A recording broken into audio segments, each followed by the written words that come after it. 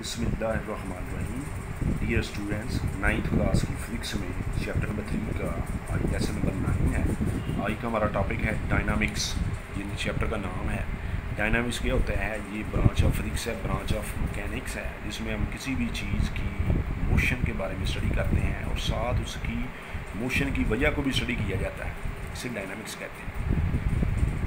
Branch का नाम है, ये डेफिनेशन किताब में दी हुई है। ब्रांच ऑफ मैकेनिक्स यानी कि फिजिक्स की वो branch in which we study the motion of objects and cause of motion. अब ये जनरल टर्म्स हैं, इनके बारे में थोड़ा थोड़ा तारुफ हासिल करते हैं। फोर्स क्या होती है? वो कहते हैं कि फोर्स एक ऐसी चीज़ है जो किसी जिस्म को मूव करने में मदद देती है, मूव करने की कोशिश करती है, या किसी चलते हुए जिस्म को स्टॉप करती है, रोकती है, या रोकने की कोशिश करती है, या किसी हरकत करते हुए जिस्म की डायरेक्शन को चेंज कर देती है। इस चीज़ को मोशन कहते हैं, या फोर्स कहते हैं। सर, फोर्स वो चीज़ है जो किसी जिस्म में हरकत पैदा करती है या पैदा करने की कोशिश करती है, या हरकत करते हुए जिस्म को रोकती है या रोकने की कोशिश करती है, या किसी हरकत करते हुए जिस्म की डायरेक्शन को चेंज कर देती है। इसे फोर्स कहते हैं। फोर्स एक वेक्टर क्वांटिटी है, यानी इसको मेंशन करने के लिए साथ डायरेक्शन की भी ज़रूरत होती है। अब इसका यूनिट होता है न्यूटन। न्यूटन साइंसदान था, उसके नाम पे रखा गया न्यूटन है। इसकी डिटेल आगे आएंगी, वो बताएंगे क्या होता है। ठीक है जी। तो ये फोर्स के बारे में आपने वो डेफिनेशंस किताब में दी हुई है, मैं निशान भी आपको लगवा दूँगा। तो अब दूसरी टर्म है यहाँ इनर्शिया। इनर्शिया क्या होती है कि कोई भी जिस्म चाहे वो हरकत कर रहा है, चाहे वो एक जगह पर ठहरा हुआ है, उसको उसकी ख्वाहिश होती है कि वो अपनी जगह जो है ना, वो अपनी पोजीशन जो है वो चेंज ना करें। किसी जिस्म की ये जो प्रॉपर्टी है, खसूसियत है कि वो अपनी जगह चेंज नहीं करना चाहता, बरकरार रखना चाहता है अपनी पोजीशन। अगर हरकत में है तो वो हरकत में रहना चाहता है, अगर वो रुका हुआ है तो वो रुका रहना चाहता है, अनलेस के बाहर से कोई जो है वो उसके ऊपर फोर्स ना लगाई जाए। तो इस प्रॉपर्टी को, जिसमें वो अपनी पोजीशन को बरकरार रखना चाहता है, स्टेट को इनर्शिया कहते हैं। ठीक है जी। ये प्रॉपर्टी ऑफ बॉडी है, रेजिस्ट एंड चेंज। उसका चेंज जो भी उसमें हम करने की कोशिश करते हैं उसमें मज़ामत पेश करता है। इसका मतलब वो अपनी जगह पर अपनी पोजीशन पर कार रखना चाहता है, चाहे वो रेस्ट में हो, चाहे वो हरकत में हो।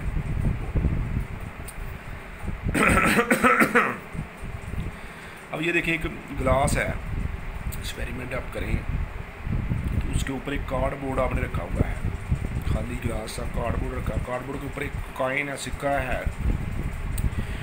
अब कार्डबोर्ड को अचानक खींच लें तो ये सिक्का जो है ये इसके अंदर गिर जाएगा। क्योंकि ये कार्ड ने जब हरकत की तो ये जो है ये अपनी पोजीशन पर बरकरार रखेगा। तो इसकी ये जो प्रॉपर्टी है इसको इनर्शिया कहते हैं। इसी तरीके से देखिए, गाड़ी में आप सफ़र कर रहे हैं, गाड़ी वाला जब ब्रेक लगाता है, सारी जो उसमें बैठे हुए लोग होते हैं वो आगे की तरफ जाते हैं। क्यों? गाड़ी जो है वो जब ब्रेक लगती है तो बॉडी जब हरकत कर रही है, गाड़ी भी हरकत कर रही है। जब ब्रेक लगी, ये गाड़ी रुक गई, लेकिन बैठे हुए लोग जो हैं वो उसी स्पीड से आगे की तरफ हरकत करते हैं। तो ये इनर्शिया की वजह से होता है।